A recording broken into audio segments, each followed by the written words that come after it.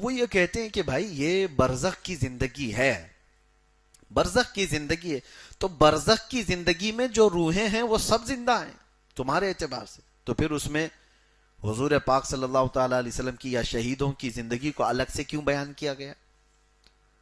اگر موت کے بعد سے لے کر کے قیامت تک کی جو برزخی زندگی اسی کے بارے میں قرآن اگر کہہ رہا ہے تو اسپیشل کہنے کی ضرورت کیا ہے؟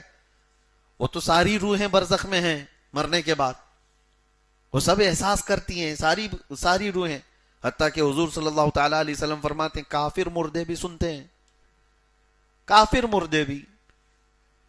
جب جنگ بدر ہوئی تھی تو حضور صلی اللہ تعالی علیہ وسلم نے ان کی سب لاشوں کو ایک گڑھے میں ڈال کر کے ان سے خطاب بھی کیا تھا۔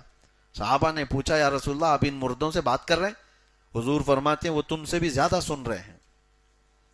تو کافر مردے بھی سنتے ہیں، تو برزخ میں تو سن رہے ہیں۔ تو شہیدوں کی زندگی کو اللہ نے الگ سے کیوں بیان کیا ہے کہ وہ زندہ ہیں، تم انہیں مردہ مت کہو؟ مطلب یہ ہوا کہ برزخی زندگی میں بھی کچھ اسپیشلٹی اور ہے ان کی۔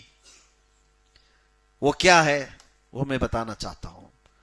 برزخی زندگی میں جتنے بھی لوگ مرنے کے بعد قیامت تک جو موجود ہیں روحیں، وہ کسی کے ساتھ کچھ نہیں کر سکتے، یعنی وہ گئے ہیں واپس، انسانوں کے ساتھ کوئی ان کا معاملہ، کوئی ربط نہیں رہے گا۔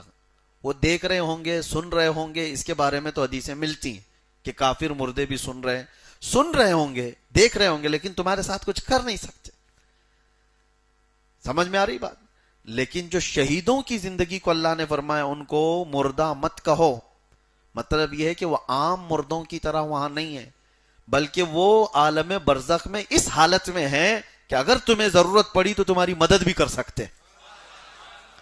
ان کی اسپیشلٹی یہ ہے کہ وہ کچھ اور زندگی کے ساتھ جی رہے ہیں۔ یہی زندگی کے قائل اہل سنت و جماعت ہیں کہ میرے آقا صلی اللہ تعالی علیہ وسلم اپنی وفات کے بعد بھی زندہ ہیں۔ زندہ ہیں کا مطلب عام لوگوں کی طرح برزخ میں زندہ نہیں، بلکہ حضور کی خصوصیت کچھ اور ہے کہ وہ دیکھ بھی رہے ہیں اور سن بھی رہے ہیں، اور ضرورت پڑے کسی کی تو مدد بھی کر رہے ہیں۔ یہ نقطہ آپ سمجھ کر کے چلیں، فرق ہے۔ اور اس کے بعد رب تبارک و تعالیٰ فرماتا ہے، یہ بہت اہم چیز ہے، آپ سن کے جائیں، وَلَنَبْلُوَنَّكُمْ بِشَيْءٍ مِّنَ الْخَوْفِ وَالْجُوعِ وَنَقْصٍ مِّنَ الْأَمْوَالِ وَالْأَنفُسِ وَالثَّمَرَاتِ۔ اللہ فرماتا ہے ہم ضرور تمہیں آزمائیں گے، کس سے؟ بھوک دے کر۔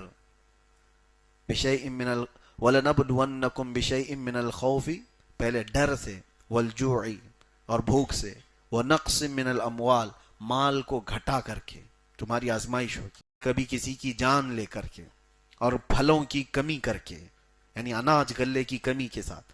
5 چیزوں کا ذکر ہوا ہے۔ ڈر کے ذریعے سے آزمائش، ڈر اور خوف پھیل جائے گا تمہارے درمیان تو یہ تمہاری آزمائش ہے۔ بھوک یہ آزمائش، اللہ تعالیٰ فرماتے ہم تمہیں آزمائیں گے۔